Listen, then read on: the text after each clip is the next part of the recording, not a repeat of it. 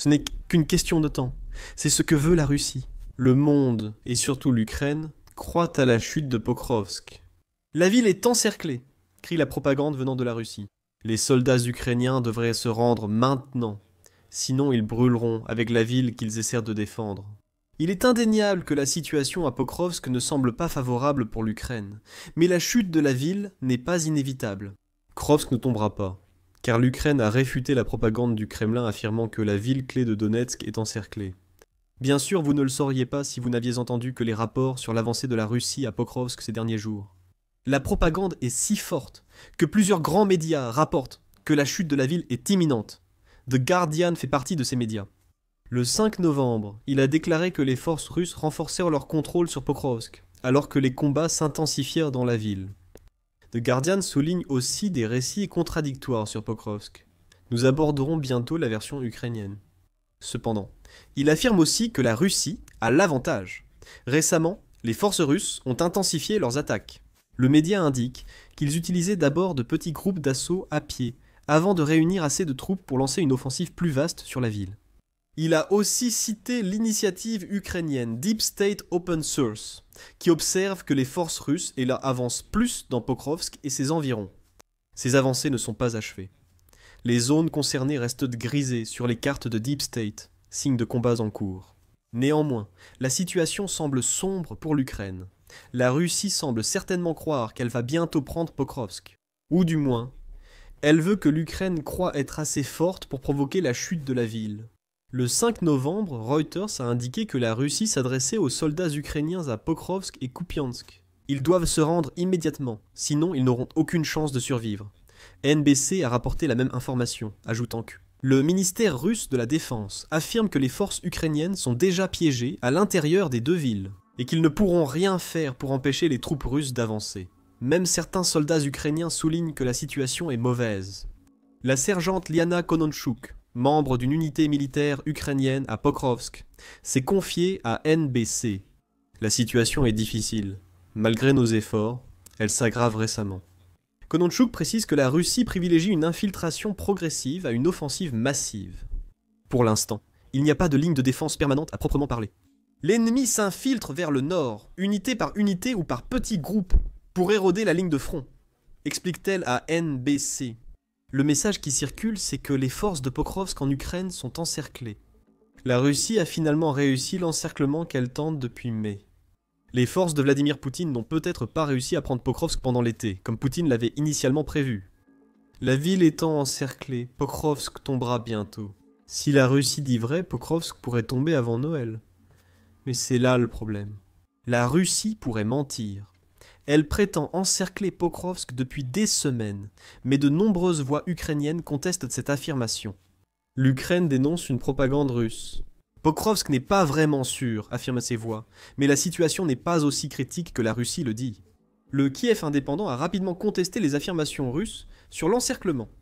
Le 29 octobre, il a dit que les rapports ukrainiens et les données ouvertes montrent que l'encerclement total évoqué par Poutine est loin de la réalité. Mais la situation est sans aucun doute très dynamique et se détériore pour le camp défenseur. Le média a noté que la Russie avait planté un drapeau à la périphérie ouest de Pokrovsk, mais ce geste relevait plus du contrôle de l'information que d'une réelle domination sur l'Ukraine. La Russie a envoyé un groupe pour planter le drapeau, prendre des photos et partir avant l'arrivée des drones ukrainiens. Ce n'est en rien un encerclement. Cela ne veut pas dire que des incursions à Pokrovsk n'ont pas lieu, ajoute le média. Elles ont bien lieu. Cependant, les forces russes, peu nombreuses, pénètrent à Pokrovsk par infiltration au lieu d'assauts frontaux. S'exprimant sur Facebook, le commandant en chef des forces armées ukrainiennes, Oleksandr Syrsky, a expliqué à quoi ressemblaient réellement les assauts russes sur Pokrovsk. Syrsky a indiqué que les propos de Poutine sur Pokrovsk et Kupiansk sont inexacts. À Pokrovsk, l'infanterie ennemie évite les combats, s'accumule en zone urbaine et change de position, rendant sa détection et destruction prioritaires. Des rapports indiquent que la Russie ne combat pas à Pokrovsk, préférant se cacher pour offrir à Poutine des victoires de propagande en attendant les forces ukrainiennes. Qu'en est-il des remarques de Kononchuk sur les difficultés de l'Ukraine ? Elle a raison. Cependant, certains soldats ukrainiens rappellent que l'infiltration russe n'entraîne pas un encerclement complet de Pokrovsk. Le 3 novembre sur TSN, le soldat Sonic a exposé son point de vue sur la situation. Sonic est opérateur de drone dans l'unité Dovbush Hornets. Il a déclaré à TSN. Aucun encerclement complet à Minarad ni à Pokrovsk. Malheureusement, les combats continuent aux deux endroits. L'ennemi est présent là-bas. Il avance. Et maintenant en groupes assez importants. La situation en Ukraine à Pokrovsk n'est pas idéale. Mais selon l'Ukraine, il n'y a aucun encerclement comme l'affirment Poutine et ses alliés. Sonic a poursuivi, en notant que la Russie ne sacrifie plus son infanterie comme si elle n'était que de la chair à canon. Le pays est devenu plus intelligent sur le plan tactique, et Pokrovsk sert de terrain d'essai pour la stratégie d'infiltration que nous avons mentionnée plus tôt. Beaucoup de soldats envoyés par la Russie ne sont pas équipés pour le contrôle souhaité par Poutine. Près de 80% sont de simples fantassins, selon Sonic. Beaucoup n'ont aucune expérience et travaillent en contrat court. Elles deviennent des cibles faciles pour les drones ukrainiens, dès que les forces infiltrées sont repérées. Ce troupeau d'infanterie est contrôlé depuis la périphérie de Pokrovsk, et il y a certaines unités russes qui s'amusent de se battre. Il y en a peu, mais elles existent, conclut Sonic. Pourtant, c'est important. Pokrovsk n'est pas encerclé. Le 5 novembre, l'Ukraine a de nouveau démenti l'encerclement de Pokrovsk. Barons a rapporté cela, notant que l'état-major général ukrainien a ajouté sa voix au débat. L'état-major général a déclaré le 5 novembre qu'aucune unité ni division n'était encerclée. Il a précisé que l'Ukraine défend farouchement l'une de ses villes majeures face à l'agression russe. Des mesures sont prises pour bloquer l'ennemi qui tente de s'infiltrer, a-t-il déclaré. Une résistance est opposée aux tentatives d'installation de groupes d'infanterie ennemis. Vladimir Poutine essaie de faire croire que la chute de Pokrovsk est en train de se produire et que la ville s'effondrera en quelques jours. Ce n'est pas le cas. Pokrovsk reste menacé, sans encerclement. Les preuves ukrainiennes contredisent mots de la propagande russe. L'Ukraine affirme mettre en place des mesures pour stopper les forces russes. Quelles sont-elles? Newsua en met quelques-unes en avant. Il indique que l'Ukraine a mis en place des équipes de recherche et de sauvetage qui opèrent à l'intérieur de Pokrovsk. Des unités du 425e commandement des opérations spéciales SBS d'Ukraine participent à cette opération. Des opérateurs et groupes combinés du commandement des opérations spéciales, des forces armées d'Ukraine, de la garde nationale et du district militaire du ministère de la Défense. Outre les efforts de sauvetage, l'Ukraine poursuit aussi la recherche et la destruction. Leurs cibles sont les petites unités russes, et les efforts ukrainiens sont efficaces. Newsua note que rien que pendant les 24 heures précédant le 5 novembre, l'Ukraine a tué 26 soldats russes, en a blessé 64 autres, et a détruit 58 abris russes, dans et autour de Pokrovsk. Sur 3 jours, les pertes russes augmentent encore. Les forces de Poutine ont subi 249 pertes dont 159 sont irrévocables depuis le début de la semaine. La Russie a également perdu 26 véhicules et motos ainsi que 7 postes de contrôle de drones, un char et un véhicule blindé. Ces chiffres ne sont pas aussi élevés que ce que nous avons vu par le passé. Parce que la Russie évite la stratégie d'assaut frontal qu'elle utilisait auparavant lorsqu'elle tentait de prendre les villes ukrainiennes. Cependant, elles sont remarquables car les pertes sont lourdes dans la nouvelle stratégie russe. De nombreux soldats à Pokrovsk meurent. Si la ville était vraiment encerclée comme l'affirme Poutine, les forces russes viendraient de partout. À présent, l'Ukraine met tout ce qu'elle a dans la défense de Pokrovsk. Elle adapte ses opérations en ville face aux nouvelles tactiques russes et déploie ses unités d'élite pour défendre la ville. Selon The Guardian, des forces spéciales ukrainiennes sont entrées à Pokrovsk le 2 novembre. Le Guardian a alors rapporté qu'environ 200 soldats russes étaient entrés dans Pokrovsk. Cela replace les chiffres partagés dans un meilleur contexte.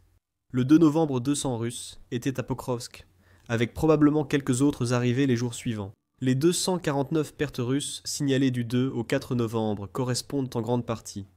Presque tous les infiltrés sont éliminés avant qu'ils n'établissent réellement des positions. Le même rapport du Guardian cite aussi Syrski, affirmant que Pokrovsk subit la pression d'un groupe ennemi de plusieurs milliers d'hommes. Mais la Russie ne fait pas valoir ses effectifs. Encore une fois, Pokrovsk n'est pas encerclé. Et l'Ukraine maintient la logistique à travers et autour de la ville, même au milieu des assauts progressifs de la Russie.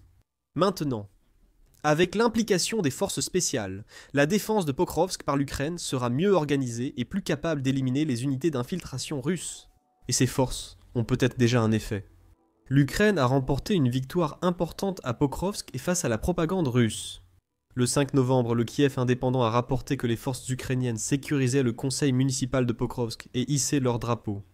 L'opération a été menée par le 425e régiment d'assaut séparé d'Ukraine, qui s'est empressé de l'annoncer sur Telegram. Les soldats du régiment Skel ont hissé le drapeau ukrainien sur le conseil municipal de Pokrovsk. La brigade a aussi publié sur YouTube une vidéo expliquant l'opération et montrant l'assaut et la levée du drapeau. Fait intéressant, la vidéo révèle aussi des imprévus lors du contre-assaut. Un véhicule militaire ukrainien a été touché par l'un des drones russes pendant l'opération, ce qui a entraîné une légère blessure pour un soldat ukrainien. Le commandant du 1er bataillon d'assaut du 425e régiment explique que ce soldat a aidé à mener l'opération à bien. Le commandant, appelé Baite, a refusé l'évacuation, affirmant qu'il accomplirait la mission. Il a atteint l'objectif et hissé le drapeau. UKR Informé publie un rapport similaire.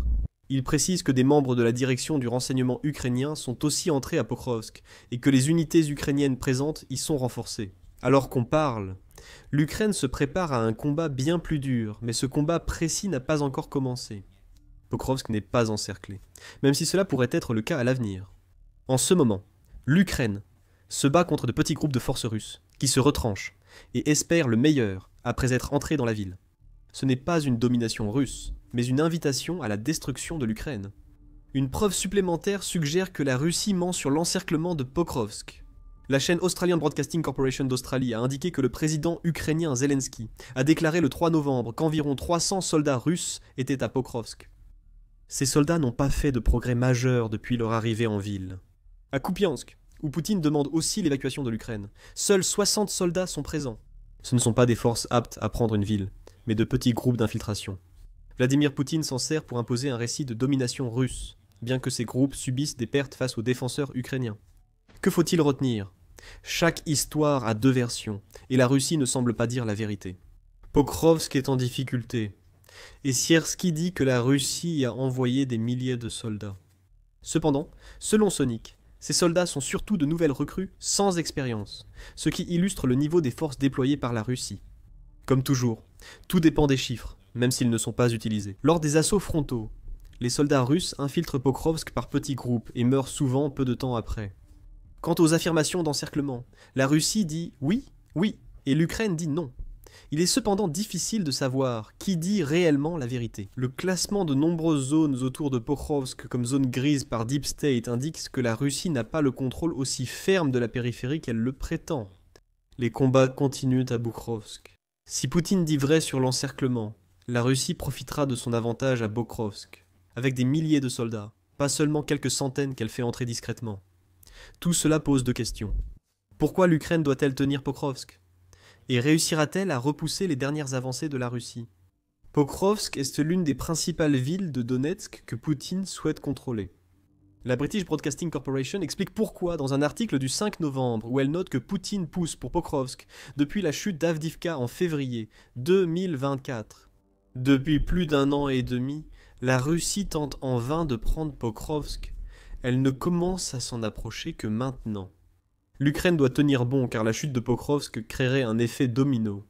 Si Pokrovsk tombe, défendre Mirnarad serait quasi impossible et les Russes pourraient se concentrer sur la bataille. Pour Konstantinivka au nord-est et le reste des villes dites de la ceinture forteresse de Druzhkivka, Krematorsk et Sloviansk, rapporte la British Broadcasting Corporation. L'Ukraine perdrait également un centre logistique vital qui permet d'approvisionner les soldats dans cette ceinture forteresse. Mais la perte de Pokrovsk ne signifie pas la fin de la défense ukrainienne à Donetsk. Ce sera difficile, mais l'Ukraine peut se replier sur des lignes défensives à Donetsk, notamment à Pokrovsk. La chute couronnerait près de 2 ans d'efforts russes pour peu de gains territoriaux. Poutine devra ensuite affronter d'autres villes forteresses, renforcées par les défenseurs en retraite de Pokrovsk. En bref, il pourrait s'écouler des années avant que la Russie ne prenne Donetsk, même si l'Ukraine perd Pokrovsk. La British Broadcasting Corporation indique que l'Institut pour l'étude de la guerre affirme aussi que la Russie ne peut ni encercler ni percer rapidement la ceinture de forteresse. La chute de Pokrovsk nuirait à l'Ukraine sans pour autant mettre fin à la guerre. Cela ne mettrait même pas fin au conflit de Donetsk, surtout après les lourdes pertes humaines et matérielles subies par la Russie pour prendre la ville. Nous savons ce qui se passera si Pokrovsk tombe, mais cela arrivera-t-il ? Cela dépend à qui l'on demande. Deutsche Welle indique que des soldats ukrainiens assurent que la Russie coupe progressivement les voies logistiques qui soutiennent les défenses de Pokrovsk. Accéder aux positions reste difficile. Il ne reste plus qu'une ou deux routes terrestres, et l'une d'elles est constamment sous les tirs d'artillerie, a déclaré un pilote ukrainien aux médias. France 24 précise que l'Ukraine peine à défendre Pokrovsk, n'étant pas encore adaptée aux tactiques d'infiltration évoquées plus tôt. Les renforts évoqués plus tôt permettraient à l'Ukraine de contrer la stratégie russe d'envoyer de petites escouades d'infanterie à Pokrovsk. Reste à voir si l'ajustement ukrainien sera assez rapide pour éviter la chute de la ville. Une chose est certaine, les drones seuls ne peuvent pas tenir Pokrovsk. Le 5 novembre, Reuters a interviewé Gous, commandant de drones, qui a affirmé que le sort de Pokrovsk dépendrait des soldats au sol. Les drones sont essentiels pour défendre la ville, mais c'est l'infanterie qui montre réellement notre présence sur le terrain, pas les drones dans le ciel. Son message semble clair. L'Ukraine a besoin de plus de soldats à l'intérieur de Pokrovsk. Encore une fois, des renforts arrivent. Cependant, certains analystes estiment qu'il est trop tôt pour évoquer la chute de Pokrovsk. Selon Sam Kiley, rédacteur en chef international à l'Independence, même si la ville tombe, l'Ukraine réserve de mauvaises surprises à la Russie. Le paysage derrière les lignes ukrainiennes a été préparé pour une retraite active par des forces clés. Des milliers de kilomètres de tranchées, barrières, pièges à chars et barbelés ont été installés. Sans aucun doute, des champs de mines secrets restent derrière les bunkers pour des opérations derrière les lignes, et un ciblage méticuleusement calibré fera de la prochaine phase de la Russie une nouvelle session dans le hachoir à viande du front est de l'Ukraine. Kiley écrit « Pour l'instant, Pokrovsk n'est pas encerclé.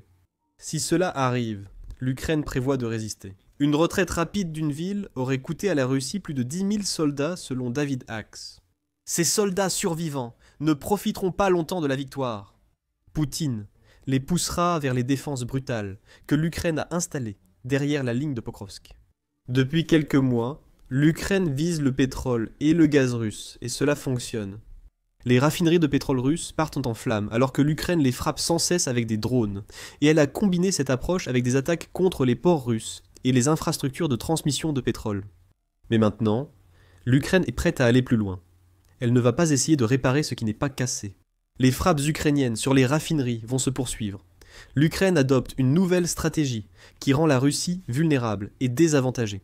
Et tout cela se résume à une ressource essentielle au fonctionnement de n'importe quel pays, l'électricité.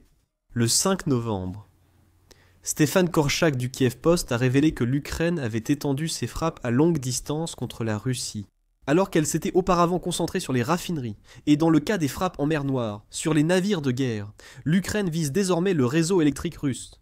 Korchak affirme que son objectif est de causer d'importantes coupures de courant dans l'ouest et le sud de la Russie. Ces coupures de courant pourraient plonger les Russes dans l'obscurité et les empêcher de chauffer leurs maisons.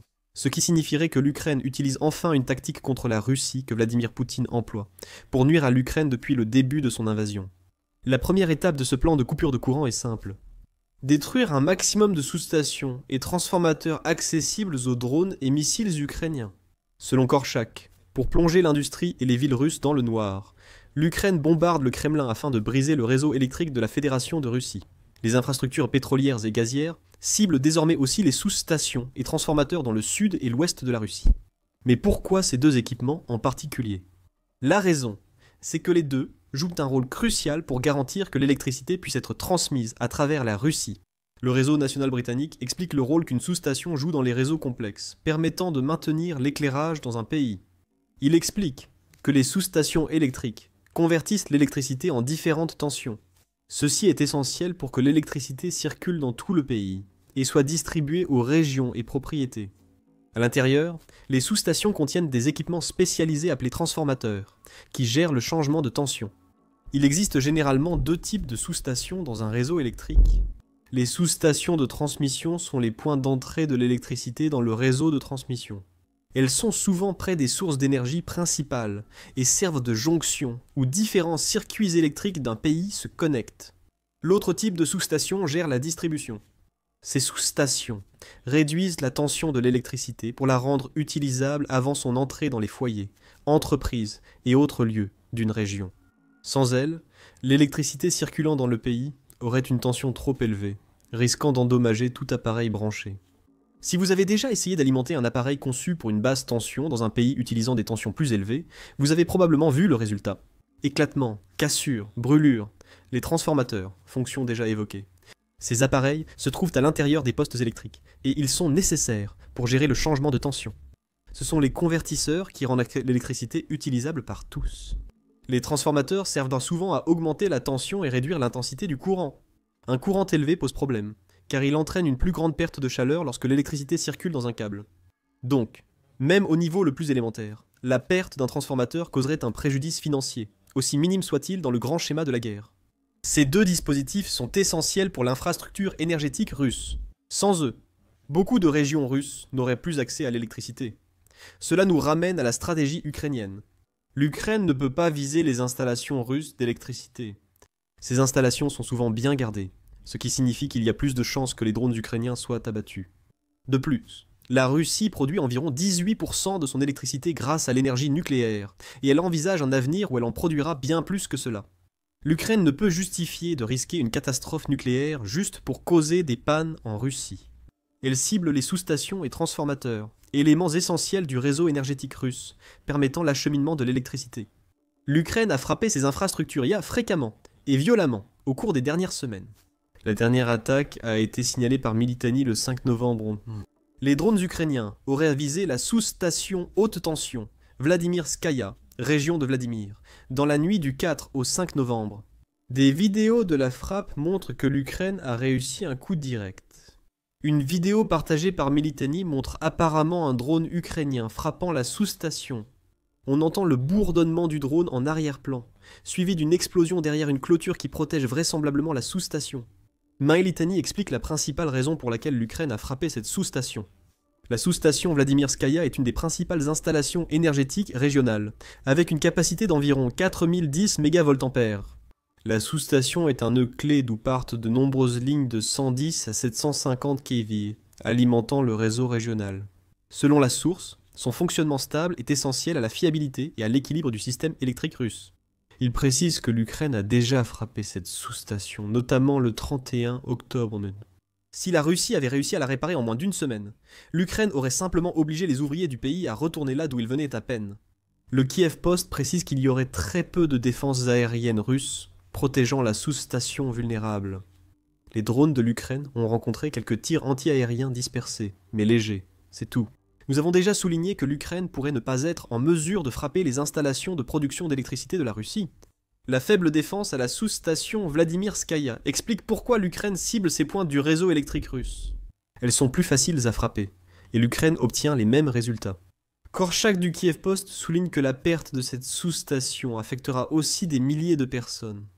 Il affirme que la sous-station transfère l'électricité de la centrale hydroélectrique de la Volga, de la centrale nucléaire de Kalinin et de celle de Kostroma, alimentée au gaz naturel. Cela fait beaucoup de centrales qui envoient des charbons de l'électricité vers une seule sous-station. Et c'est grâce à Vladimirskaya que les régions de Vladimir et d'Ivanovo reçoivent leur électricité. Population totale potentiellement affectée. Au moins 750 000 personnes. Oh, et la sous-station Vladimirskaya alimente également le réseau électrique du Grand Moscou. Korchak estime que l'Ukraine a probablement utilisé ces drones longue portée Bobert pour frapper la sous-station Vladimirskaya. Ce drone, ayant volé pour la première fois en 2023, est surtout utilisé par le renseignement ukrainien. Et c'était l'un des premiers véhicules aériens sans pilote importants du pays. Il a une portée comprise entre 600 et 1000 km, soit de 370 à 620 miles selon la variante. De plus, le Bobert transporte une charge creuse KZ, si spécialement conçue pour pénétrer les surfaces renforcées et blindées. En juillet, l'Ukraine a équipé le drone d'un nouveau système de contrôle, le rendant utilisable en vue à la première personne.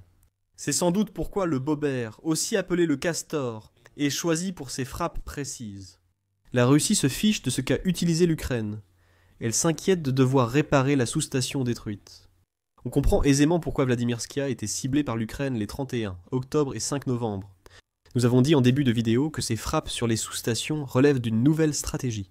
Mais il doit y en avoir d'autres, et il y en a beaucoup plus. Militani a souligné que l'incident survenu le 5 novembre dans l'une des principales sous-stations russes n'est pas isolé. 2 jours avant l'attaque, le média indiquait que l'Ukraine avait mené 15 frappes en 15 jours sur le réseau électrique russe, désactivant 4% de sa production. Nous estimons que la frappe de Vladimirskaya porte ce nombre à au moins 16 en 17 jours, voire en 16 jours, l'attaque ayant débuté la nuit du 4 novembre. L'Ukraine frappe le réseau électrique russe, et cela porte ses fruits.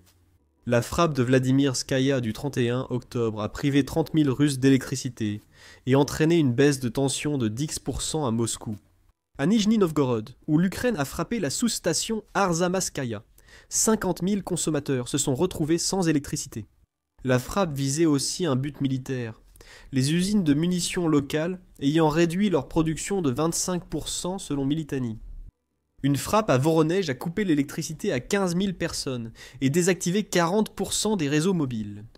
Et encore une fois, nous voyons l'impact. Des dizaines de milliers de Russes perdent chaque jour leur accès à l'électricité. Tout cela est dû à la nouvelle stratégie de l'Ukraine. Comme suggéré avec les commentaires sur les réseaux mobiles, les frappes ukrainiennes causent plus que des coupures de courant. Dans le Donbass occupé, une frappe ukrainienne sur une de ses sous-stations a réduit l'approvisionnement en eau de 50% et provoqué des coupures de courant régionales. Les aérodromes de Rostov ont subi des coupures d'électricité, empêchant le décollage des avions lors d'une frappe. Ces attaques contre les sous-stations et transformateurs visent à la fois des objectifs militaires et civils. L'Ukraine cherche à faire ressentir la guerre au peuple russe par ses frappes. Mais elle les utilise aussi pour rendre les forces russes, sur la ligne de front et à l'arrière, moins efficaces. Korchak adopte une vision plus large des frappes sur les sous-stations dans son article pour le Kiev Post. Il affirme que le média a compté les frappes ukrainiennes sur près d'un mois, pas seulement sur 15 jours. Les résultats prouvent l'ancrage solide de la nouvelle stratégie de l'Ukraine. Depuis le 13 octobre, d'après le Kiev Post, les planificateurs ukrainiens ont mené au moins 29 frappes contre des infrastructures électriques en Russie ou dans les territoires ukrainiens occupés. Les attaques visent surtout les parties inflammables des stations de transformation pour déclencher un incendie, écrit Korchak. Et c'est ici que nous commençons à voir la transformation, ou peut-être plus précisément, l'évolution de la stratégie ukrainienne en matière de drones longue portée. Comme dit en début de vidéo, l'Ukraine a passé août, septembre et octobre à frapper la capacité de raffinage pétrolier russe. Nous aborderons bientôt l'efficacité de ces frappes, mais il faut surtout retenir que ces attaques étaient prioritaires. Comment le savons-nous ? Korchak souligne que les drones ukrainiens ont visé le réseau électrique russe seulement 10% du temps, en août et en septembre. La majorité des drones sont visés les raffineries citées, des unités militaires et la production russe. Mais entre le 13 octobre et aujourd'hui, Korchak a noté un changement. L'Ukraine a effectué 76 frappes, dont 29 ont visé des infrastructures électriques. Plus d'un tiers des drones ukrainiens ciblent maintenant des sous-stations et transformateurs, contre 10% il y a quelques mois. Cela montre que l'Ukraine accorde plus d'importance aux infrastructures électriques, sans pour autant renoncer. Sur 76 frappes, 29 ont visé le réseau électrique, laissant 47 frappes sur les raffineries et d'autres cibles prioritaires pour l'Ukraine avant octobre. Ce que nous disons ici, c'est que l'Ukraine semble avoir établi un seuil de référence en ce qui concerne ses frappes sur les raffineries. Et elle y ajoute maintenant davantage d'attaques contre les sous-stations russes. Cela va faire mal à la Russie. Les citoyens du pays ressentiront cette douleur, subissant déjà les effets des frappes ukrainiennes sur le raffinage du pétrole russe. Selon United, 24 médias, entre janvier et fin octobre 2025, l'Ukraine a frappé 21 des 38 principales raffineries de pétrole russe. Elle a également mené 48% de frappes réussies en plus contre le secteur du raffinage russe que durant toute l'année 2024. Il reste quelques mois pour en frapper plus. De nombreuses raffineries visées par l'Ukraine sont attaquées plusieurs fois en peu de temps. C'est une manœuvre délibérée destinée à rendre beaucoup plus difficile pour la Russie d'effectuer les réparations nécessaires pour remettre les raffineries en service. En ligne, on parle de la frappe contre la sous-station Vladimirskaya, touchée 2 fois en une semaine par l'Ukraine. Les frappes sur les raffineries ont apparemment inspiré la nouvelle stratégie à long terme de l'Ukraine. Revenons à leur impact. United 24.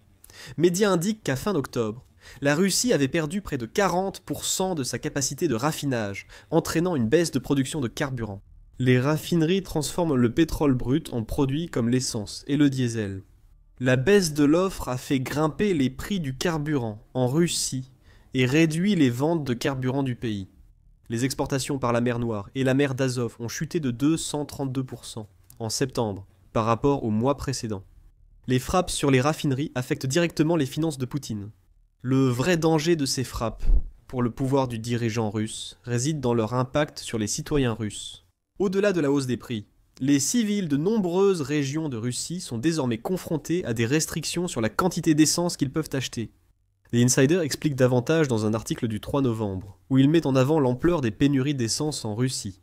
Les frappes survenant durant des pics de demande et des maintenances programmées dans des usines russes, ont provoqué une grave pénurie d'essence nationale, selon le média. Près de 60 régions russes ont subi des perturbations de carburant, la Crimée annexée étant la plus touchée. La limite de 20 litres par personne a entraîné des achats paniques, de longues files et des vols de carburant. Les responsables locaux ont décidé de geler les prix pendant 30 jours. Ces pénuries ne vont pas s'améliorer de sitôt. En fait, les frappes contre les raffineries en Ukraine causent encore plus de dégâts. Le 4 novembre, le Moscow Times a indiqué que la Russie risquait bientôt de graves problèmes sur le marché du carburant pour avions, à cause des mois de perturbations d'approvisionnement en essence dues aux frappes ukrainiennes sur les raffineries. Face à la pénurie d'essence, la Russie a assoupli les exigences sur les produits pétroliers des raffineries pour stabiliser son marché intérieur. Ces mesures incluent l'autorisation pour les raffineries de produire du diesel de qualité hivernale en mélangeant du kérosène et du diesel de qualité estivale. Cette mesure a un impact sur le carburant pour avion, selon le partenaire directeur du plus grand fournisseur privé de carburant de Russie, Proleum. Maxime Diatchenko prévient que la solution de la Russie entraînera de nouveaux risques pour l'aviation, probablement accompagnés d'une hausse des prix du carburant. La Russie aggrave chaque situation malgré ses solutions, en raison de la stratégie à long terme de l'Ukraine. Ces derniers mois, la population russe fait face à des pénuries d'essence et à la hausse des prix.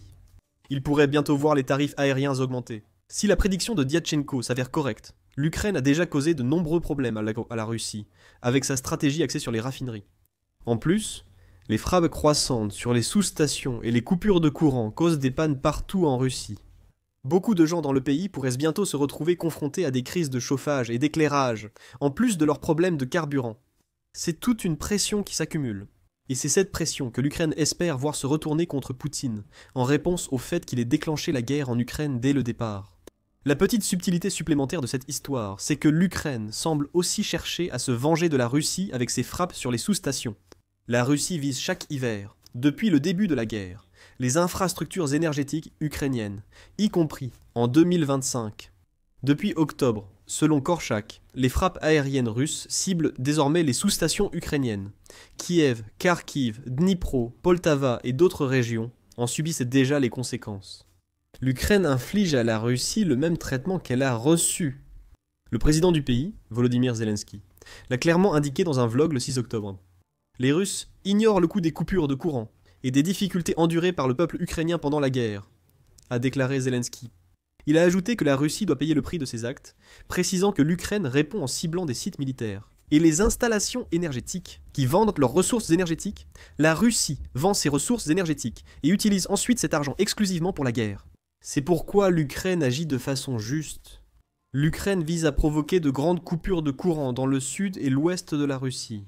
Si elle peut frapper Moscou, comme le 1er novembre où les rues ont été plongées dans l'obscurité par des drones ukrainiens, tant mieux. Cette ville peut voir les températures descendre jusqu'à 10 degrés C en hiver, bien en dessous de 0. C'est le genre de température qu'aucun Russe ne veut affronter sans électricité. La question maintenant est de savoir quel camp va céder en premier dans cette bataille des réseaux électriques. La réponse pourrait être la Russie. Medusa souligne dans un article d'octobre que l'Ukraine a appris des frappes russes passées en matière de coupure de courant avec la Russie. Cette année, l'Ukraine, mieux préparée, a stocké générateurs et batteries, avec l'aide occidentale et déployé des moyens de réparation grâce à son expérience. Ils se sont préparés au maximum à une nouvelle tentative russe de perturber le réseau électrique, selon le média. La Russie a intensifié ses frappes, ce qui pourrait être problématique.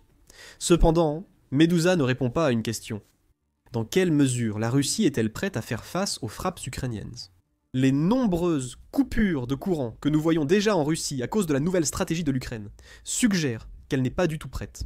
Des réparations sont en cours en ce moment, mais la Russie pourrait bientôt se retrouver dans une situation où elle commencera à manquer des composants nécessaires pour maintenir ses sous-stations en fonctionnement. Si cela se produit, les coupures de courant temporaires deviennent semi-permanentes. Et il n'est pas certain que la Russie dispose de la capacité de secours nécessaire pour faire face à la tempête qui s'annonce. L'Ukraine poursuivra ses frappes contre les raffineries et pourrait viser d'autres cibles dans les mois à venir.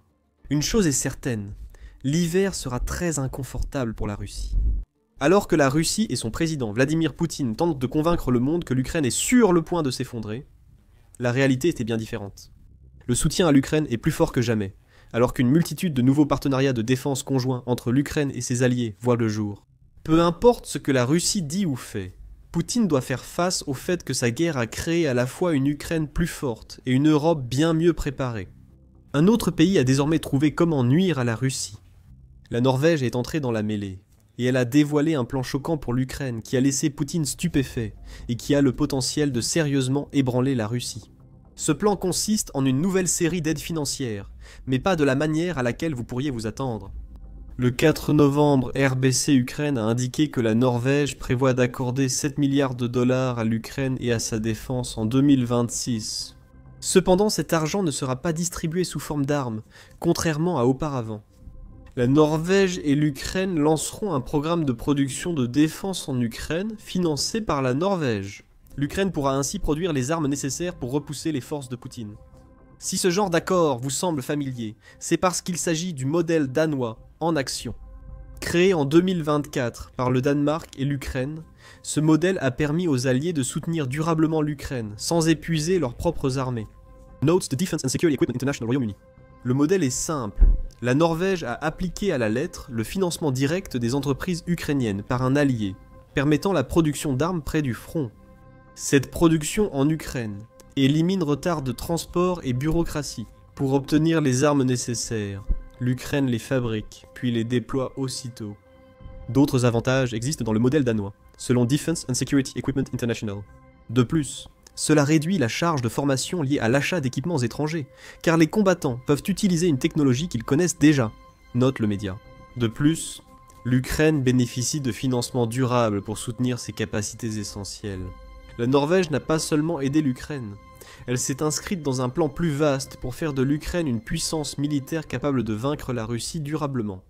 Ces informations viennent du ministre de la Défense ukrainien, Denis Shmyhal, qui a présenté sur Telegram les grandes lignes du plan entre l'Ukraine et la Norvège. Shmyhal était en visite de travail en Norvège pour rencontrer son homologue Thor Sandvik, et il avait beaucoup à dire sur cette rencontre. Le ministre Sandvik a confirmé un soutien accru à l'Ukraine, et l'allocation de 7 milliards de dollars pour la défense l'an prochain. Je remercie le gouvernement et le peuple norvégien pour leur contribution, la livraison de F-16 et leur soutien à l'aviation ukrainienne, et pour leur participation à l'initiative PURL et à la coalition des capacités maritimes, a écrit MIAL, mais ce n'est que le début. Mial a rencontré Sandvik, car l'Ukraine était invitée à une réunion des ministres européens de la Défense dans le cadre de la Joint Expeditionary Force. Force News a écrit le 5 novembre qu'avec la fin de la réunion, l'Ukraine a renforcé ses liens avec les nations du Joint Expeditionary Force. Ces nations forment les forces ukrainiennes et coopèrent avec l'Ukraine sur divers sujets, de la défense à la réparation des infrastructures endommagées par près de 4 ans de guerre avec la Russie. Le Joint Expeditionary Force, mené par le Royaume-Uni, regroupe 10 pays et intervient au-delà de l'Ukraine. Forces. Les actualités rapportent que la réunion sur le nouveau plan norvégien a aussi abordé la sécurité dans le Grand Nord européen et la mer Baltique. Ceci était plus important qu'il n'y paraît pour l'Ukraine. Le fait qu'elle ait été invitée à cette réunion montre à l'Ukraine que le reste de l'Europe considère le pays comme bien plus qu'une nation à sauver des forces maraudeuses de Poutine. L'Ukraine est un allié essentiel, considéré par la Joint Expeditionary Force et l'Europe comme un élément clé de la défense collective. Longtemps après la guerre avec la Russie, la rencontre de l'Ukraine avec la Joint Expeditionary Force montre que l'Europe prépare un avenir où l'Ukraine restera souveraine. Comme le rapporte le Kiev Post, l'Ukraine a obtenu le statut de partenaire renforcé au sein de la Joint Expeditionary Force, devenant le premier pays hors alliance à le recevoir. Pensez-y comme ceci. La Joint Expeditionary Force est une organisation alignée sur l'OTAN, bien qu'elle ne fasse pas partie de l'OTAN elle-même. Tous les membres de la Joint Expeditionary Force, dont le Royaume-Uni, la Norvège, la Suède, les Pays-Bas, le Danemark, l'Estonie, la Finlande, la Lettonie, la Lituanie et l'Islande, appartiennent aussi à l'OTAN. L'intégration de l'Ukraine à ce groupe montre sa participation aux discussions et plans alignés sur les objectifs de l'OTAN. C'est presque une adhésion indirecte à l'OTAN, et être membre renforcé de la Joint Expeditionary Force est très important pour l'Ukraine. Cela nous ramène au nouveau plan de la Norvège. Nous avons déjà expliqué les bases, mais le plan est divisé en 2 parties, explique Shmyhal. Après la réunion, un mémorandum sur des normes de qualité uniformes pour les produits de défense liés à nos accords a été signé. Le ministre de la Défense d'Ukraine a déclaré sur Telegram que seules des armes de haute qualité doivent être fournies aux troupes. C'est une étape clé pour le nouveau plan de la Norvège. La normalisation des produits de défense crée de la fiabilité sur les lignes de front, avec toutes les parties impliquées sur la même longueur d'onde concernant la manière dont elles fabriquent leurs armes. Les forces ukrainiennes n'ont pas à craindre de surprises telles que des défauts de fabrication ou des spécifications différentes en défendant leur pays contre la Russie. Chmiel poursuit en expliquant la deuxième partie du nouveau plan de la Norvège comme il le déclare. Un protocole d'accord lie des entreprises ukrainiennes et norvégiennes pour créer une entreprise de défense commune en Ukraine. Cela renforcera notre potentiel industriel de défense. C'est le modèle danois que nous avons mentionné plus tôt. Mais la question doit être posée. Qu'est-ce que l'Ukraine et la Norvège vont fabriquer ensemble? Sansorné a quelques idées. Il a également fait un rapport sur le nouveau plan. Il affirme que les réunions entre hauts responsables ukrainiens et norvégiens pourraient indiquer les futures dépenses de l'Ukraine. Les 7 milliards de dollars de la Norvège pour créer. C'est ce qu'il dit. Avant Denis Shmyhal, le président ukrainien Volodymyr Zelensky était venu en Norvège en octobre pour rencontrer le premier ministre Jonas Gahr Støre. Lors de cette rencontre, les deux hommes ont discuté de la coopération en matière de défense entre l'Ukraine et la Norvège, en mettant particulièrement l'accent sur deux éléments, les drones et les missiles. Cela indique clairement comment la Norvège utilisera ces 7 milliards de dollars. En 2025, l'Ukraine a développé de nouveaux drones et missiles menaçant sérieusement la Russie. Le Flamingo, un drone missile hybride, peut transporter une ogive de 2500 livres sur 1900 miles en territoire russe. La même entreprise qui a construit le Flamingo a également créé le nouveau drone FP-2 de l'Ukraine, qui permet à l'Ukraine de mener des frappes dans l'arrière profond russe à l'intérieur de l'Ukraine. Ces deux armes donnent à l'Ukraine la puissance et la flexibilité pour frapper la Russie derrière les lignes de front. On peut supposer que l'argent norvégien pourrait augmenter la production des deux. Au fait, l'Ukraine montre déjà à quel point ces drones FP-2 peuvent être meurtriers. Elle sème le chaos derrière les lignes ennemies avec son nouveau drone en détruisant des bases russes et des dépôts de munitions. Regardez notre vidéo si vous voulez en savoir plus sur les capacités de ce drone. Avant la visite de Zelensky, la Norvège et l'Ukraine ont également signé le programme Brave Norvège. Même modeste avec 21 millions de dollars, le programme soutiendra les startups développant la prochaine génération de drones. L'Ukraine pourrait utiliser ce programme contre la Russie. Il financera aussi des hackathons utiles aux cybercombattants ukrainiens. De plus, cela aidera les deux pays à créer des plateformes de recherche pour faciliter la transition des idées, depuis les concepts de base jusqu'à des prototypes pleinement développés, et au-delà. Donc, le plan norvégien de 7 milliards de dollars ne sort pas de nulle part. C'est l'aboutissement d'environ un mois de discussions entre l'Ukraine et la Norvège, pour déterminer comment elles peuvent le mieux collaborer afin de limiter l'efficacité des forces russes. En parlant de la signature de documents, les deux protocoles d'accord sur lesquels l'Ukraine et la Norvège se sont entendus le 4 novembre sont déjà signés et scellés. Il n'y a pas de grand débat à mener dans le parlement de l'un ou l'autre pays, ni de bureaucratie susceptible de faire obstacle. Les deux pays collaborent sûrement déjà sur la répartition des 7 milliards de dollars que la Norvège versera à l'Ukraine en 2026, ce qui empêche la Russie d'espérer retarder le plan norvégien. Le plan est déjà en marche. Et il est bien trop tard pour que Poutine puisse l'arrêter. Pour aggraver la blessure infligée à la Russie, la Norvège ne se contente pas d'aider militairement l'Ukraine. Dans un autre paquet de financement, elle s'est engagée à verser 150 millions de dollars pour l'achat de gaz et d'autres mesures destinées à renforcer la sécurité énergétique de l'Ukraine. C'est ce qu'affirme RBC Ukraine, qui a rapporté cet accord le 22 octobre. Le média précise que la Norvège versera ses fonds via l'Union européenne. Ils arrivent à point nommé. Alors que l'Ukraine se prépare à un autre hiver difficile de combats avec la Russie. Pourquoi l'hiver sera-t-il difficile pour l'Ukraine? Stora a laissé entendre la réponse dans les commentaires qu'il a fait lors de la signature de cet accord d'aide humanitaire. L'Ukraine affronte un nouvel hiver difficile avec un approvisionnement électrique instable, selon le Premier ministre norvégien. Avec l'Union européenne, la Norvège renforce ses actions pour assurer l'accès à l'énergie en Ukraine. Ces efforts sont essentiels pour chaque Ukrainien et pour le bon fonctionnement du pays. La question clé dans ces commentaires est l'instabilité de l'approvisionnement énergétique de l'Ukraine. Poutine a fait de la destruction des infrastructures énergétiques de l'Ukraine la mission de la Russie cet hiver. La Russie cible chaque année les infrastructures énergétiques ukrainiennes depuis l'invasion, ce qui est ses logiques d'un point de vue strictement axé sur les dégâts. Selon le Comité international de secours, les températures en Ukraine peuvent atteindre 5 degrés C, bien en dessous de zéro. Vladimir Poutine en profite en détruisant les infrastructures ukrainiennes permettant aux civils de chauffer leurs maisons durant les mois les plus froids. C'est un terrorisme tactique visant à miner le moral des Ukrainiens. Et si Vladimir Poutine obtient ce qu'il veut, il pourrait même tuer ceux qui sont particulièrement vulnérables au froid. Pour appliquer sa stratégie, Vladimir Poutine a lancé des frappes aériennes régulières contre l'Ukraine. La plus récente de ces attaques a eu lieu le 2 novembre, lorsque Euronews a rapporté une frappe de drones et de missiles russes qui a tué directement 2 Ukrainiens et causé des dégâts à la fois aux bâtiments résidentiels et aux infrastructures civiles. Cette frappe, modeste comparée à d'autres de la Russie, a tout de même impliqué 79 drones et 2 missiles balistiques Iskander-M. Les attaques ont privé 60 000 personnes d'électricité à Zaporizhia, selon Euronews, et causé plusieurs blessés et des morts déjà évoqués. C'est ce à quoi l'Ukraine devra faire face tout l'hiver. Les prochaines attaques russes sur les infrastructures énergétiques utiliseront sans doute plus de drones et de missiles. La Norvège sait que la sécurité énergétique de l'Ukraine est en danger. Les Nations Unies et l'Agence internationale de l'énergie l'ont toutes deux confirmé dans des rapports distincts, publiés en octobre. En 2025, les décès de civils dus aux frappes aériennes russes ont augmenté de 30% par rapport à 2024, ce qui indique que ces frappes deviennent plus intenses et plus nombreuses. Les attaques de la Russie contre les infrastructures énergétiques de l'Ukraine pourraient également déclencher une crise dans la crise, entraînant davantage de morts parmi les civils, ajoute l'Organisation des Nations Unies.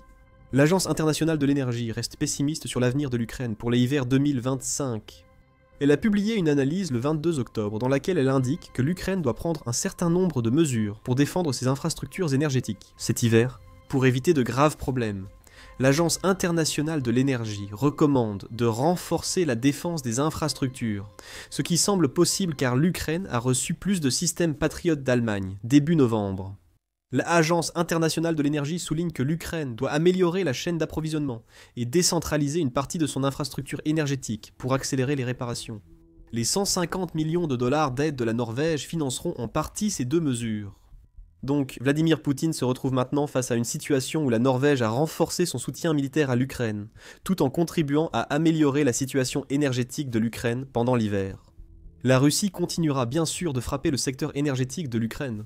Une aide supplémentaire de ce type réduira l'impact de la stratégie russe visant à causer un maximum de dégâts à l'Ukraine dans les mois à venir. Le nouveau plan de la Norvège s'inscrit également dans un effort plus large visant à intégrer davantage l'Ukraine dans le paradigme de sécurité européen. Cela montre comment le pays crée maintenant des liens de défense directs avec ses partenaires, au lieu de seulement compter sur leur aide. La Russie saigne déjà du nez à cause des coups que la Norvège vient de lui porter, mais un crochet de suivi pourrait également attendre la Russie à l'avenir. En plus de toutes les récentes annonces de la Norvège, de plus en plus de voix demandent d'utiliser le fonds souverain pour soutenir l'Ukraine face à sa crise financière. L'économie de l'Ukraine est en difficulté après près de 4 ans de guerre avec la Russie. La salle de presse européenne indique qu'un haut responsable de l'Union européenne craint que l'Ukraine manque de fonds pour se financer et se défendre contre la Russie. Dès le premier trimestre de 2026, des idées pour remédier à cette situation circulent. L'Union européenne prévoit un prêt à l'Ukraine garanti par 160 milliards de dollars d'actifs russes gelés. Cependant, l'idée est bloquée par la bureaucratie et fait toujours l'objet de débats. C'est là que la Norvège pourrait entrer en jeu. Euractiv rapporte que la Norvège est un pays étonnamment riche, tellement riche en fait, qu'elle possède un fonds souverain massif de 2000 milliards de dollars. Oui, vous avez bien entendu, 1000 milliards. Plusieurs voix influentes en Norvège affirment qu'il est temps que le pays assume ses responsabilités et d'utiliser ses fonds pour aider l'Ukraine, en garantissant le prêt que l'Union européenne envisage d'accorder à l'Ukraine via les avoirs russes gelés. 5 partis politiques norvégiens, dont 3 soutenant le futur gouvernement du Premier ministre, estiment que la Norvège doit utiliser son important fonds souverain pour aider l'Ukraine, selon Euractiv. Stora serait à l'écoute et aurait demandé un examen interne sur comment la Norvège pourrait utiliser son fonds souverain pour aider l'Ukraine. Faire aboutir l'idée de prêt de l'Union européenne, mais aucun accord n'a encore été trouvé. La Norvège a souvent les moyens d'aider à résoudre les prêts sur avoirs gelés. Cette idée bénéficie d'un large soutien en Norvège. Pour l'instant, l'Ukraine et la Russie doivent attendre. Si la Norvège décide effectivement de financer les prêts de l'Union européenne, alors la situation de l'Ukraine deviendra soudainement beaucoup plus favorable. Ses problèmes financiers seraient résolus à court terme. Alors que Poutine espère l'effondrement ukrainien dû à l'économie, la Norvège peut porter un coup décisif à Poutine. Ici, l'Ukraine espérera qu'elle est déjà en train de se préparer à frapper. Il faut aussi considérer ce que ce soutien norvégien, confirmé ou potentiel, implique pour la Russie. Nous avons déjà évoqué la coopération renforcée entre l'Ukraine et ses alliés. Pour Poutine, cette coopération va à l'encontre de ses souhaits pour l'Europe. Poutine a lancé la guerre pour diviser les puissances européennes capables de l'arrêter. Comme l'a dit Bloomberg en octobre 2024, de la Biélorussie au nord, en passant par l'Ukraine et la Moldavie jusqu'à la mer Noire au sud, la Russie mène une bataille acharnée pour affaiblir l'influence des États-Unis et de l'Europe. Pour le Kremlin, il s'agit d'un seul et même combat pour rétablir le contrôle le long de la périphérie occidentale de la Russie, créant ainsi, effectivement, une zone tampon avec l'Occident et une nouvelle division de l'Europe. Les pays européens qui s'organisent et renforcent leurs liens de défense avec l'Ukraine ne font pas partie d'un plan qui s'effondre rapidement pour le président russe. Poutine doit aussi s'inquiéter. La Norvège vient de prouver que ces intimidations n'affectent pas les Norvégiens. Poutine a fait carrière en utilisant la puissance militaire et économique de la Russie pour créer de l'influence. Mais tout ce qu'il a vraiment réussi à faire en Norvège, c'est renforcer l'idée qu'elle doit se préparer à un futur affrontement avec la Russie, tout en aidant le seul pays qui retient actuellement Poutine, de toutes les manières possibles. Outre les nouveaux accords d'aide, la Norvège rénove et construit des abris anti-bombes chez elle en vue d'un possible conflit avec la Russie. C'est ce qu'affirme Politico, qui a déclaré en janvier que la Norvège commence à construire des abris pour tout nouveau complexe d'appartements de plus de 1000 mètres carrés, soit environ 10 760 pieds carrés. Ces abris s'ajouteront à ceux construits par la Norvège dans les appartements, jusqu'en 1998 date de l'arrêt. La Norvège envoie un message à la Russie, prête à défier le bluff de Poutine face aux menaces. En parlant de menaces, il y a seulement quelques mois, la Russie en a adressé une autre à la Norvège. En août, le Moscow Times a rapporté que la Russie envisageait d'interdire l'accès de ses eaux aux navires de pêche norvégiens, en réponse aux sanctions européennes contre la pêche russe. Poutine pense peut-être que cela permet à la Russie de contrôler la mer Baltique. Il est plus probable que ce soit une tentative de Poutine de dire à un pays doté d'un fonds souverain de 2000 milliards de dollars qu'il le pénalisera financièrement s'il ne fait pas ce qu'il veut. La menace n'a clairement pas fonctionné.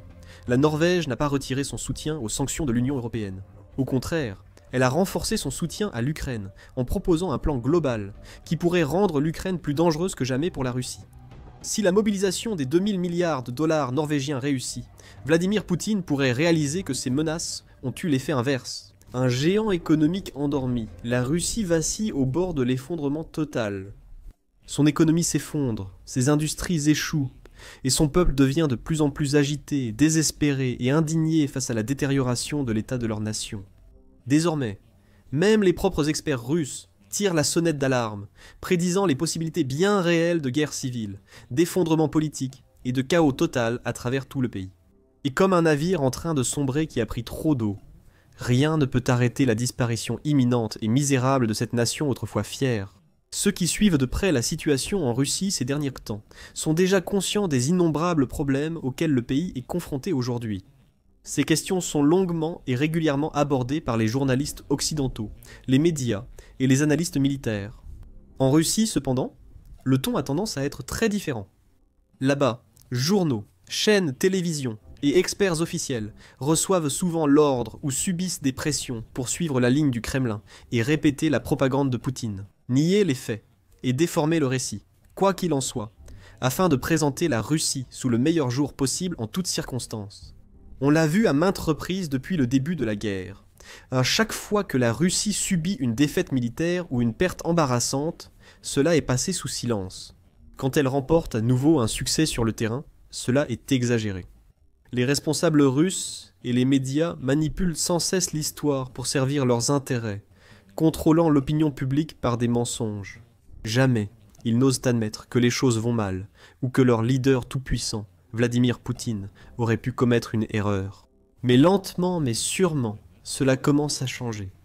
Début 2024, des responsables russes de haut rang ont commencé à admettre ouvertement les principaux problèmes du pays. Elvira Nebulina, par exemple, la gouverneure de la Banque centrale de Russie, a annoncé lors du Forum économique international de Saint-Pétersbourg en juin dernier que l'économie russe était à court de ressources. À peu près à la même époque, lors du même événement, le ministre de l'économie du pays, Maxime Rouchetnikov, a admis que la Russie était sur le point de passer à une récession.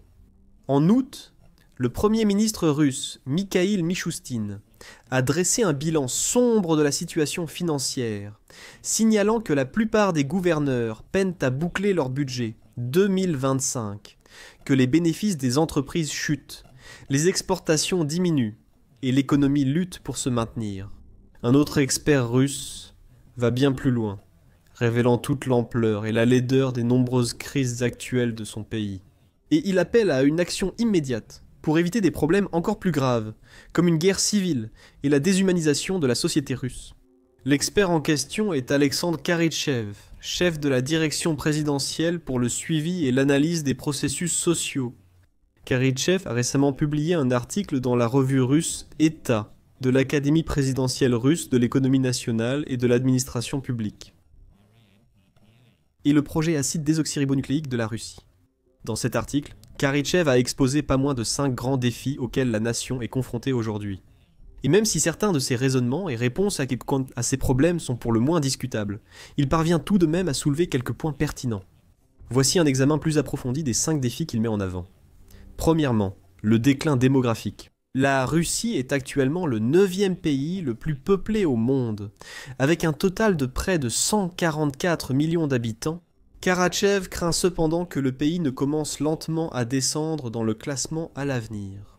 Son raisonnement à ce sujet est conforme à ce que l'on pourrait attendre d'un responsable du Kremlin. Il affirme que la dépopulation est un problème mondial dû à l'expérience mondialiste, ajoutant que c'est un virus qui affecte la pensée par une construction mal conçue. Il prend l'exemple des femmes en Chine, disant que celles des grandes villes ne veulent pas fonder de famille. Elles vivent en satisfaisant leurs besoins et en poursuivant une carrière. Vers la trentaine, elles ont un enfant avec quelqu'un, ou avec du sperme provenant d'une banque de donneurs. Les familles monoparentales sont devenues la norme. Elles ont un enfant, jugent cela suffisant, et considèrent le mari comme un fardeau car il faut s'occuper de lui. Il en vient ensuite à blâmer les personnes qui veulent y vivre sans enfants, ou qui font partie de la communauté lesbienne, gay, bisexuelle, transgenres et queer pour la destruction de notre peuple. Avant de soutenir que la Russie devrait répondre à ces menaces perçues en promouvant les valeurs familiales traditionnelles et en rendant plus à la mode d'avoir de grandes familles. Il estime que des films montrant des familles avec 3 enfants ou plus devraient être produits pour inciter les Russes à avoir plus d'enfants. En réalité, la Russie pourrait effectivement être confrontée à un problème de dépopulation, mais cela a probablement peu à voir avec les raisons avancées par Karitchev. Cela pourrait surtout venir du fait que le pays a perdu des centaines de milliers de soldats, dont beaucoup de jeunes hommes valides, qui auraient pu fonder leur propre famille et contribuer à la société d'autres manières, si la guerre n'avait jamais commencé. Des centaines de milliers ont été blessés et auront du mal à retrouver une vie normale, ce qui mettra une forte pression sur les services de santé et d'autres infrastructures essentielles. On estime qu'1 million de Russes de plus ont quitté leur pays au début de la guerre. Que ce soit par acte de protestation ou par crainte pour l'avenir, leurs familles et leur propre vie. Un rapport de Carnegie Politica, publié en septembre 2025, a également souligné plusieurs autres raisons derrière la crise démographique persistante de la Russie. Le pays fait désormais face à une baisse accrue de la natalité, à un vieillissement démographique et aux effets multiples de la guerre. Deuxièmement, le principal amortisseur démographique est en train de disparaître. L'attrait de la Russie pour les immigrés compensait depuis 30 ans le déclin démographique, comme le confirment les faits. En 2024 seulement, 122 millions de personnes sont nées en Russie, ce qui est le chiffre le plus bas depuis 1999. Le nombre de naissances devrait baisser de 3 à 5% chaque année jusqu'en 2030. Le document indique aussi une baisse de la migration, ce qui n'étonne pas. Actuellement, elle fait face à une crise économique, à l'inflation, à la hausse des prix des produits essentiels et à une forte isolation internationale. La Russie attire peu ceux qui veulent une vie meilleure. Même les personnes cherchant à quitter des nations d'Asie centrale moins prospères disposent actuellement d'options nettement supérieures à la Russie. Plutôt que de valoriser les familles si nombreuses dans les films, la Russie devrait peut-être se concentrer sur la résolution de ses problèmes fondamentaux. Le deuxième grand défi que Karitchev identifie est ce qu'il appelle la perte de souveraineté. Il ajoute que la guerre en Ukraine a aidé la Russie à préserver sa souveraineté. Pour l'instant, l'élite russe se concentrait uniquement sur l'envoi de ses enfants étudier pour à l'étranger et sur la création de structures de retraite à l'étranger. Les plus riches sur la côte d'Azur, les plus pauvres au Monténégro. Autrement dit, nous perdions l'élite. Avec le temps, nous aurions totalement perdu notre potentiel économique, technologique et politique. Pour la Russie, l'opération militaire spéciale s'est avérée être une purification. Karachev note également qu'avant 2022, environ 70% des diplômés des meilleures écoles de physique et de mathématiques de Russie partaient à l'étranger pour étudier, et très peu revenaient un jour. Il poursuit en affirmant que ceux qui combattent en Ukraine ont contribué à restaurer un sentiment de fierté dans le pays, combiné à un rejet généralisé de la mondialisation. Il poursuit en présentant sa solution, qui consiste essentiellement à promouvoir des attitudes plus patriotiques parmi les jeunes générations, notamment à travers ce qu'il appelle l'éducation patriotique. Mais ce que le reste du monde pourrait considérer comme un lavage de cerveau soutenu par le Kremlin dans les salles de classe. Comme pour le point précédent, l'argument de Karachev laisse beaucoup à désirer, mais il y a un fond de vérité dans son idée principale. La Russie pourrait perdre sa souveraineté actuelle, mais pas pour les raisons avancées par l'expert. Cela pourrait plutôt résulter du fait que diverses régions russes décident de reprendre le contrôle de leurs terres et d'arracher le pouvoir au Kremlin. Des preuves de cela sont apparues récemment, avec de petites poches de rébellion qui émergent à travers la Russie, notamment dans les territoires peuplés d'autochtones, qui se disent exploités et maltraités par les élites de Moscou depuis longtemps, dans des régions comme la République de Sarre et l'Ingoulchétie. Des rumeurs de séparatisme circulent, avec partisans, milices et élus, réclamant un changement inédit depuis la chute de l'Union soviétique. L'emprise du Kremlin sur ces régions et d'autres faiblit, et la Russie moderne pourrait bientôt disparaître. Le troisième défi de Karachev, c'est la perte de confiance du public envers le gouvernement. Ceci est facile à te comprendre, car c'est une conséquence naturelle et rationnelle des actions du gouvernement russe ces dernières années. Avant l'invasion de l'Ukraine, beaucoup de Russes pouvaient déjà avoir des réserves personnelles sur leur président et ses acolytes du Kremlin. Mais beaucoup pensaient aussi qu'il était l'homme idéal pour leur pays, malgré ses défauts. Il dirigeait la nation depuis le début du millénaire, et les gens avaient vu certains aspects de leur vie s'améliorer sous sa direction. Cependant, depuis la guerre, les attitudes ont clairement changé.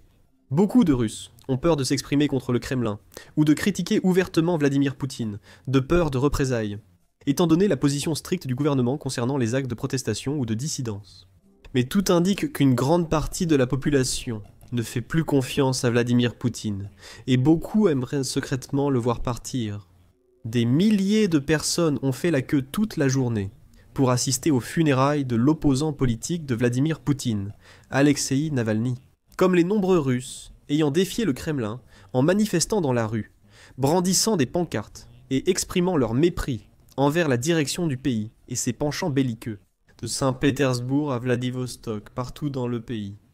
Ces manifestations sont de plus en plus intenses, car les gens en ont assez, et sont fatigués, d'une guerre que beaucoup d'entre eux n'ont jamais voulu dès le départ, et que tant de personnes souhaitent désespérément voir se terminer.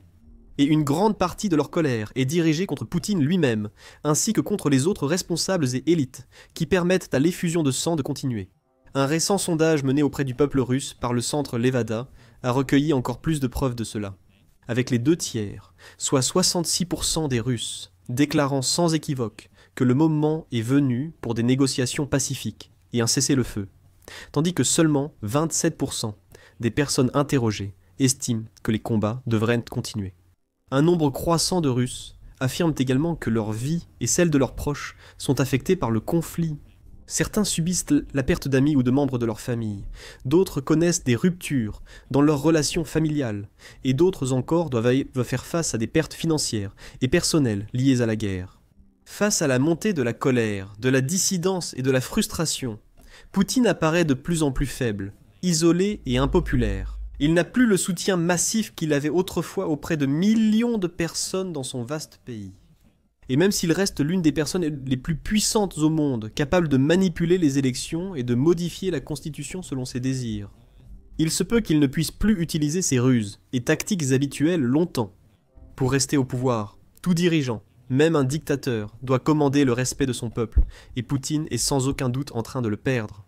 Pour restaurer la confiance envers le gouvernement et les institutions, Karachev a proposé un système méritocratique, où les postes de direction iraient aux plus compétents et qualifiés. C'est une idée qui fonctionnerait sans aucun doute très bien dans de nombreux autres pays, mais l'histoire a prouvé que la Russie moderne n'a aucun intérêt pour ce genre de système. En Russie sous Poutine, un seul homme donne et reprend le pouvoir. Et ceux qui occupent les plus hautes fonctions sont le plus souvent ceux qui font preuve de la plus grande loyauté, pas forcément les personnes les plus qualifiées pour les postes en question. La quatrième grande crise de la Russie, selon Karatchev, est la déshumanisation et le transhumanisme du peuple russe. Il soutient que trop de Russes suivent ce que le Kremlin qualifierait de capitalistes. Modes de vie occidentaux, obsession de la technologie et d'Internet, repli dans le virtuel pour le confort et la commodité. Au lieu de participer activement à la société, il craint que beaucoup ne deviennent de simples sujets de la société de consommation. Nous avons besoin de patriotes actifs, prêts à assumer leurs responsabilités envers eux-mêmes, leur famille et leur pays. Pour résoudre ce problème, Karatchev parle à nouveau de l'importance d'éduquer les jeunes générations et les personnes du futur aux valeurs et à l'éthique traditionnelle. Il propose que la Russie transmette aux prochaines générations ce qu'elle juge essentiel, comme le patriotisme, l'esprit d'équipe, les valeurs familiales et les normes morales traditionnelles. La solidarité et l'engagement par le travail créatif et le service. Encore une fois, on peut dire que ce problème est aussi une création de la Russie elle-même. Le monde change. La technologie a connecté les pays et les gens comme jamais auparavant. Les jeunes Russes d'aujourd'hui peuvent avoir des opinions et valeurs très différentes de leurs aînés. C'est aussi le cas dans de nombreux autres pays. D'autres accueillent le changement, guident et encadrent les nouvelles générations, tout en apprenant aussi d'elles. La réponse de la Russie semble plutôt consister à essayer de former une sorte de génération de robots, pour qu'ils se comportent exactement comme le Kremlin l'attend. Mais plus le pays tente de contrôler et de bousculer sa population, en particulier les plus jeunes, plus il est probable qu'ils finissent par se rebeller ou même quitter complètement le pays. Fuir, comme tant d'autres, recommencer ailleurs et contribuer à certains problèmes évoqués par Karatchev, comme la dépopulation. La 5e crise de Karatchev est sans doute la plus inquiétante. Il prévoit qu'en raison des divisions et conflits sociaux, économiques, culturels et politiques croissants en Russie, le pays pourrait connaître une guerre civile majeure à l'avenir. Le simple fait qu'un responsable russe puisse suggérer une telle chose aussi ouvertement montre à quel point la situation est devenue grave. Il y a peu, il aurait été inimaginable qu'un grand sociologue russe comme Karatchev évoque une guerre civile dans le pays. Aujourd'hui, c'est une affirmation qui ne surprend presque personne, parce qu'elle est totalement et absolument vraie. Les divisions se répandent à travers la Russie et les tensions montent. Nous avons déjà abordé ici des discussions sur des mouvements séparatistes et des rébellions dans certaines régions, ainsi que des manifestations de colère, des marches et des démonstrations même dans les plus grandes et les plus riches villes russes. Les gens sont plus en colère qu'ils ne l'ont été depuis des décennies.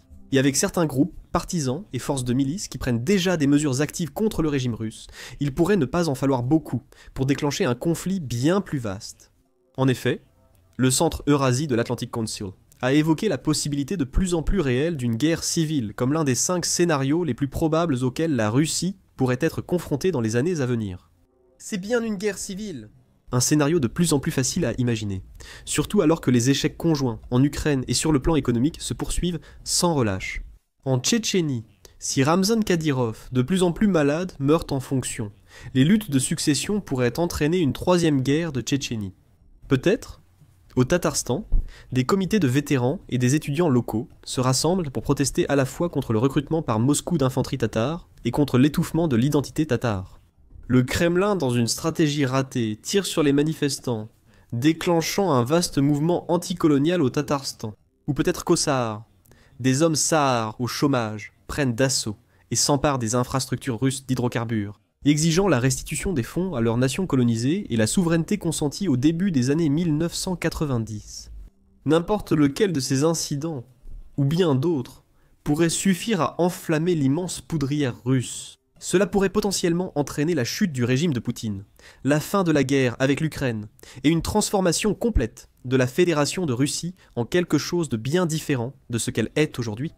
Karatchev ne précise pas ce qui provoquerait une guerre civile, ni comment elle se déroulerait.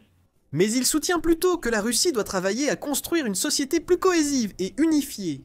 C'est bien plus facile à dire qu'à faire, surtout maintenant, avec une colère aussi intense et répandue, et avec autant de points de vue et de positions différents et contrastés parmi les nombreuses régions et les peuples divers de la Russie. Et il y a un dernier défi. Karatchev ne l'a pas mentionné, mais il reste très pertinent pour la Russie, en ce moment, sa crise économique persistante. Parce que l'argent est souvent à la racine de presque tous les grands problèmes auxquels une nation est confrontée, y compris la Russie. Et l'argent est quelque chose que le Kremlin perd rapidement le contrôle. Le service de renseignement extérieur d'Ukraine. Le service de renseignement extérieur d'Ukraine a récemment révélé à quel point la situation devient grave dans un rapport du 5 novembre. Près de 40% des entreprises russes subissent des retards de paiement, contre 25% à la même période l'an dernier, selon son évaluation. La demande a baissé pour 34% des entreprises, et 32% font face à des pénuries de liquidités. Les entreprises russes rencontrent aussi des problèmes logistiques. Le service de renseignement extérieur d'Ukraine note que 15% des entreprises signalent des perturbations, ce qui représente une augmentation notable par rapport aux 10% enregistrés plus tôt cette année. 68% des entreprises réduisent leurs dépenses, notamment administratives et de services, pour faire face aux difficultés, tandis que 15% suspendent leurs projets d'investissement et d'expansion. Les dirigeants d'entreprises russes jugent la situation difficile et incertaine, avec peu de confiance ou d'espoir d'amélioration prochaine. Le poids de tous ces problèmes réunis s'avère manifestement bien trop lourd à supporter pour la Russie. Son gouvernement semble perdu et désorienté. Son économie ne va faire qu'empirer, et sa population paie le prix de décisions qui échappent à son contrôle. Jour après jour, l'effondrement du pays n'est plus imminent, il a déjà commencé. La question est de savoir jusqu'où la Russie chutera avant qu'un événement majeur ne change la situation. Cela pourrait inclure le début d'une guerre civile, la fin du conflit en Ukraine, ou même le renversement du gouvernement de Poutine. Découvrez comment le pouvoir de Poutine lui échappe dans cette vidéo, montrant que même les régimes fantoches du président russe se retournent contre lui. Regardez cette vidéo pour voir comment sabotage, séparatistes, Ukraine et opérations secrètes ravagent la Russie de l'intérieur. Et enfin, n'oubliez pas de vous abonner à notre chaîne de confiance pour plus d'actualités militaires de dernière minute, des analyses approfondies des principaux conflits à travers le monde, et d'autres reportages vidéo informatifs que vous ne voudrez pas manquer.